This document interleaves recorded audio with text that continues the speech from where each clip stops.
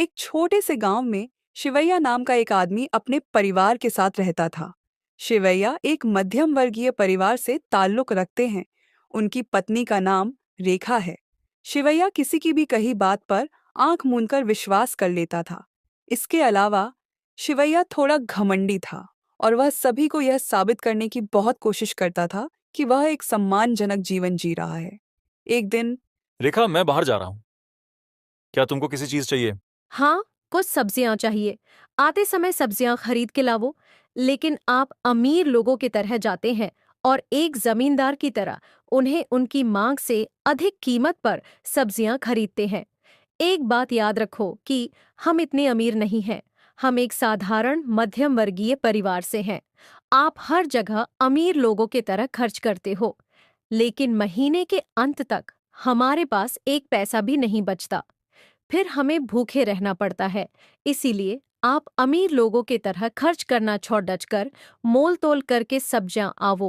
तुम्हारा क्या मतलब है रेखा? जब वे मेरा चेहरा देखते हैं तो सोचते हैं कि मैं कोई जमींदार हूं। वैसे लोगों के आगे मैं मोल तोल करके कैसे सब्जियां खरीदूं? तुम्हारे चेहरे को देखकर कोई नहीं सोचेगा कि तुम जमींदार हो। तुम नए कपड़े और नकली अंगूठियां पहनकर सब्जी खरीदने जाते हो, तभी वे तुम्हें जमींदार सोचकर तुम्हें सब्जी ऊंचे दामों पर बेचते हैं। लेकिन जब हर कोई आपको पैसे वाले व्यक्ति के रूप में देखता है, तो आप इतने खुश क्यों होते हैं? क्या तुम जानते हैं कि हमें वह सम्मान और शिष्टाचार मिलता है जिसकी उम्मीद कोई भी धनवान व्यक्ति से नहीं करता? छोटी उम्र से ही मुझे बड़ी उम्मीदें थीं। कम से कम मुझे एक बड़ी इमारत में रहना चाहिए जहां मेरे अधीन 100 कर्मचारी हों और मैं हमेशा आरामदायक, तनाव मुक्त और खुश रहूं। लेकिन एक दिन मैं निश्चित रूप से वह अर्जित करूंगा जो मुझे दिया गया है। देखती रहो रहें। आप हवा में सीढ़ियों खेल रहे हैं, लेकिन पहले अपने दिवा स्वप्न देखना बंद करें और थोड़ी देर के लिए जमीन पर खड़े हो जाएं। बहुत देर हो चुकी है। जाओ, जल्दी से जाकर ये सब्जियां खरीद लाओ। मुझे खाना बनाना है। क्या तुम्हें मेरी कही हुई हर बात याद है? मोल भाव करें और अच्छी सब्जियां खरीदें। इसीलिए मैं तुम्हें कुछ पैसे दे रहा हूँ। अगर मैं तुम्हें और पैसे दूं, तो तुम सारा पैसा खर्च कर दोगे और वापस आ जाओगे। वैसे कहते हैं रेखा। उसके बाद शिवैया तुरंत सब्जी खरीदने के लिए बाजार चला जाता है। वहां दो विक्रेता सब्जियां बेच रहे थे और उन्होंने दूर से शिवैया को आते देखा और वे बातें करने लगे। उधर देखो, शिवैया आ रहा है। वह चाहता है कि जब लोग उसे देखेंगे तो उसे एक महान व्यक्ति मानेंगे। चलो उस उम्मीद को सहारा बनाते और उससे सारी सब्जियां खरीदवा देते। अब देखो मैं कैसे करता हूँ। उससे कहता हूँ कि इन सब्जियों का दाम बहुत है और उसे बेच देता हूँ। आइए आइए जमींदार, आप 2 दिन से सब्जी खरीदने क्यों नहीं आए? मैं दूर से कुछ चमकदार बैंगन लाया हूँ, खास तौर पर तुम्हारे लिए। ये वर्ष में एक बार होने वाली फसल है। इसे केवल आप जैसे अमीर लोग ही खा सकते हैं। हाँ, इनकी कीमत कितनी है? ये बहुत अजीब बात है कि आप जैसे अमीर लोग किसी वस्तु की कीमत इस तरह पूछेंगे। ऐसा नहीं है। मेरे पास अभी उतना पैसा नहीं है। मेरी पत्नी का मानना है कि मैं रोज ऊंचे दामों पर सब्जियां खरीदता हूं, इसीलिए आज उसने मुझे कम पैसे दिए। मल्लैया समझता है कि कितनी ही उनकी प्रशंसा कर ले, पर शिवैया सब्जियां नहीं खरीदता। इस जानकर मल्लैया कहता है। क्या तुम कम पैसे लाए हो? अब मैं तुमसे इतना विनम्रता से बात करने की आवश्यकता नहीं है। हालांकि तुम जानते हो कि तुम अमीर नहीं हो, फिर भी तुम अमीर होने का दिखावा करना पसंद करते हो। इसलिए मैं आसानी से तुमको धोखा दे सकता हूँ और तुमको ऊंचे दाम पर सब्जियां बेच सकता हूँ। अब यदि तुम मूल कीमत से कम कीमत पर सब्जियां मांग रहे हैं, तो मैं तुमको सब्जियां क्यों बेचूं? आगे बढ़ो। बगल की दुकान में कुछ सड़ी हुई सब्जियां हैं, उन्हें खरीद लो। तेरे जैसे लोगों के लिए ये कम कीमत पर उपलब्ध है। मेरे दुकान में सब्जियां कम कीमत में नहीं मिलता है। वह बहुत अपमानजनक ढंग से बोलता है। शिवैया इस बात से बहुत दुखी हो जाता है और बिना सब्जी खरीदे ही वहां से घर चला जाता है। जब शिवैया घर को बिना सब्जी के उदास होकर आता है, उनको देखकर रेखा पूछती है। तुमने कहा था कि तुम सब्जियां लाओगे, लेकिन तुम सब्जियां लाए बिना ही चले आए। आपके साथ ऐसा क्या हुआ जिससे आप इतने दुखी हो गए? रेखा पूछने पर शिवैया ने बाजार में हुई घटना के बारे में बता दी। यह सुनकर रेखा ने शिवैया से कहा। देखो, तुमने सोचा था कि तुम इतने दिनों तक अमीर होने का दिखावा कर रहे थे, लेकिन उसे पहले ही पता चल गया था कि आपके पास पैसे नहीं हैं और उसने आपसे और अधिक पैसे ऐंठने के लिए चालें चली। आज जब आप थोड़ी सी रकम लेकर चले गए तो उसने अपना असली रंग दिखा दिया। आप कितने वर्षों से उत्तम पुण्य से उसे पैसे दिए हो। इसीलिए यदि हम ऐसा व्यवहार करेंगे मानो हम अपने स्तर से ऊपर हैं, तो हमें इस तरह अपमान का सामना करना पड़ेगा। मेरी बात मानो और अब से अपनी कल्पना बंद करो, कोई काम करो और अच्छा पैसा कमाओ। ये सब तुम्हारे वजह से हुआ है, लेकिन मैं बहुत जल्द बहुत अमीर आदमी बन जाऊंगा। तुम देखते रहिए। यह कहकर वह गुस्से में वहां से चला जाता है। आप उसी गांव के दूर वेंकटपुर नामक एक गांव रहता है। उस गांव में एक आदमी साधु बनकर लोगों को धोखा देता था। एक दिन वह पकड़े जाने के वजह से वह उसी भेष में वह से भाग जाता है। वैसे भागते हुए शिवैया के गांव में आता है और एक पेड़ के नीचे सो जाता है। शिवैया गुस्से में उस रास्ते से गुजर रहा था। तभी वह उस धोखेबाज साधु को देखकर अपनी मन में ऐसे सोचता है, ये एक संत है। मैंने उसे इस गांव में कभी नहीं देखा। उसके चेहरे को देखकर मुझे कई महिमाओं से भरा एक संत का चेहरा दिखाई देता है। लगता है मैं अब तक अमीर नहीं बन पाने की कारण शायद जन्म से ही कोई दोष है। मैं इस संत से मिलकर अपने भविष्य के बारे में जानूंगा। नमस्कार स्वामी जी। आप कौन हैं? मेरे अच्छी नींद खराब कर रहे हो। क्षमा करें स्वामी, आपको देखकर लगता है कि आप बहुत महान स्वामी जी हैं, इसीलिए मैं आपसे बात करने आया हूं।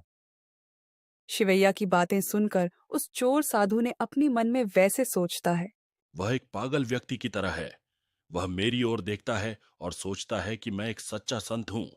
इसकी वजह से मैं कुछ दिनों तक इस गांव में छिप सकता है और इसके अलावा इस गांव के सभी लोगों की मदद से संत बनने का नाटक करके उन्हें धोखा देना चाहिए।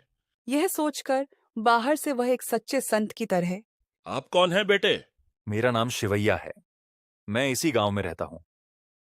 स्वामी, आपको इस छोटे से गांव में आना देखकर मुझे बहुत खुशी हो रही है, जहां आप जैसी महान आत्माएं और हमारे जैसे लोग रहते हैं। सब कुछ भगवान की इच्छा है नयना। वह भगवान मुझे रात को स्वप्न में दिखाई दिए और मुझे इस रास्ते पर जाने का आदेश दिया। इसीलिए मैं आपके गांव में आया हूं। देख के लगता है कि वह भगवान आपको मेरे गांव में सिर्फ मेरे लिए ही भेजा होगा। स्वामी, आप देखकर ऐसा लग रहा है कि तुम किसी बात से जूझ रहे हो। क्या बात है? क्या हुआ? मेरी आशा है कि हर कोई मेरी ओर देखे और मेरा सम्मान करे। मेरे पास एक बड़ी इमारत हो, कई व्यवसाय हों और मैं इस गांव का सबसे अमीर व्यक्ति बनूं। कृपया मुझे आशीर्वाद दें और यदि कोई रास्ता हो तो मुझे बताएं। ऐसी सभी इच्छाएं मनुष्य में स्वाभाविक रूप से आती हैं। इसमें आपकी कोई गलती नहीं है। आपके चेहरे के भावों से पता चलता है कि आप बहुत जल्द अमीर बन जाएंगे।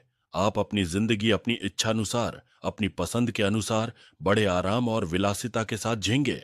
हाँ स्वामी, यह तो मैं भी जानता हूं, लेकिन गांव के लोग और मेरी पत्नी इस बात पर विश्वास नहीं करते। मेरी बातों को बहुत आसानी से नजरअंदाज कर देते हैं। बहुत जल्द मुझे बेहतर स्तर पर जाकर उन्हें सबक सिखाना होगा। कृपया मुझे बताइए कि इसके बारे में क्या करना चाहिए। शिवैया की बातें सुनकर चोर स्वामी ने अपनी आंखें बंद कर लीं और कुछ देखने का नाटक करने लगा। फिर उसने अपनी आंखें खोली और शिवैया से कहा, देखो बेटा, तुम पिछले जन्म में बहुत महान था, लेकिन तुम्हारी कुंडली में कुछ दोषों के कारण तुम इस जन्म में एक साधारण जीवन जी रहे हो। आपके पास महाराजा योग है। यदि आप कुछ बाधाओं को दूर कर लें तो आप अपने इच्छित स्तर तक पहुंच सकेंगे। इसके अलावा इस गांव में कुछ मरम्मत कार्य भी किए जाने की आवश्यकता है। कुछ वर्ष पूर्व इस पहाड़ी के पूर्वी भाग में एक विशाल मंदिर था, जिसमें आपके वंशज नियमित रूप से पूजा अर्चना करते थे तथा समस्त सुख सुविधाओं का आनंद उठाते थे। लेकिन कुछ राजाओं के आक्रमणों के दौरान उस मंदिर को जमीन के नीचे दबा दिया गया।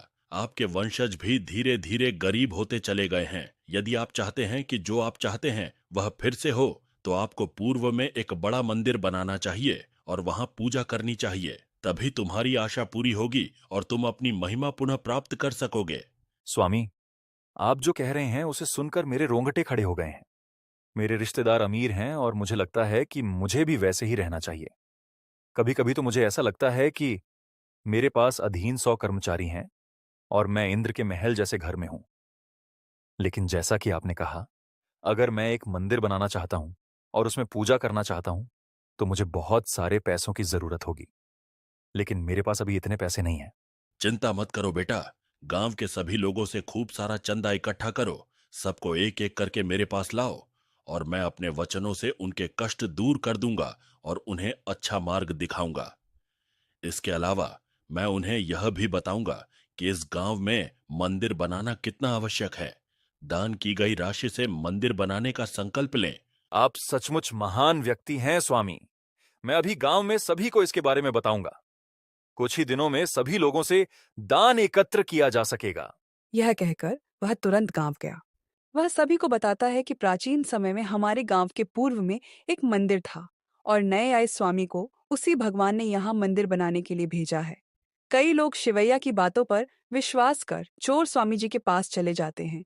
धोखेबाज सरदार गांव वालों को धोखा देता है, उनसे दान मांगता है और कहता है कि वह अपनी बातों से लोगों की समस्याएं हल कर देगा। शिवैया भी सभी को आश्वस्त करते हैं कि संत महान हैं, इसलिए गांव का हर व्यक्ति शिवैया की बात को स्वीकार करता है और संत के प्रति अपनी श्रद्धा से मंदिर निर्माण के लिए दान देते हैं। स्वामी, क्या आपने देखा कि उन सभी ने मंदिर बनाने के लिए दान दिया? मैं अपनी पत्नी द्वारा कड़ी मेहनत से बचाए गए कुछ पैसे भी मंदिर निर्माण के लिए दान कर रहा हूं। क्या आप चाहेंगे कि मैं यह पैसा रख लूं? मंदिर का काम कल से शुरू करना होगा। नहीं बेटे, ये दान यहीं छोड़ दो और जाओ। मैं होम करके इस पैसे को शुद्ध करूंगा। मंदिर बनाने के लिए इसे शुद्ध धन में बदल दूंगा और तुम्हें दे दूंगा। तुम जाकर आराम करो, मैं रात को होम करूंगा। तुम कल आकर इस धन ले जाओ और मंदिर का निर्माण की काम शुरू करो। ठीक है स्वामी, मैं कल सुबह आकर आपसे मिलूंगा। यह कहकर शिवैया वहां से चला जाता है। आधी रात को चोर संत ने सारा धन लूटकर वहां से भाग जाता है। जब गांव में सभी लोगों को इसके बारे में पता चलता है तो वे सभी शिवैया के घर आते हैं। शिवैया, कहाँ हो? बाहर आओ। लोगों की चिल्लाना सुनकर शिवैया और उसकी पत्नी रेखा बाहर आते हैं। क्या हुआ? आप लोग ऐसे हमारे घर के आगे क्यों चिल्ला रहे हो? क्या तुम्हें पता नहीं है कि तुम्हारा पति ने क्या किया है? कोई मुझे बताएंगे कि आखिर क्या हुआ है? जब रेखा गांव वालों से बात कर रही थी, शिवैया बहुत चिंतित हो गया। उसे समझ नहीं आ रहा था कि आखिर हुआ क्या है। दूसरी ओर जब रेखा पूछती है तो गांव वाले उसे संत के बारे में, उनके द्वारा की गई धोखाधड़ी के बारे में और कैसे संत पैसे लेकर भाग गया, वैसे वे सब कुछ रेखा को बताते हैं। सच्चाई जानने पर शिवैया को अफसोस होता है कि हालांकि उसने कुछ भी गलत नहीं किया है, लेकिन लालच और अमीर बनने की इच्छा के कारण ही चोर संत ने उसे धोखा दिया है।